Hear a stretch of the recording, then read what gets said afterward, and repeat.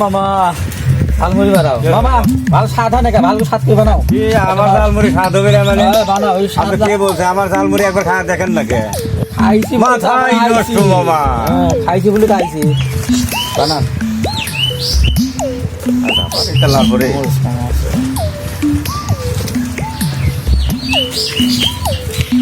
ওখানে বসেন লিটন ভাই ওই জায়গায় বসেন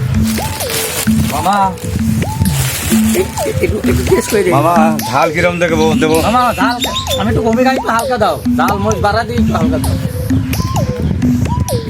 ভাই আপনাদের ঝাল কিরকম দেবো ভাই ভাই যে খাচ্ছে একবার ভাই বলতে হবে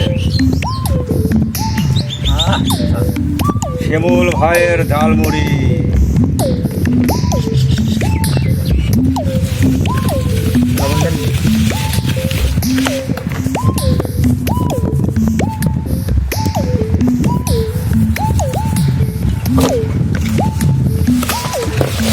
মাথায় নষ্ট মামা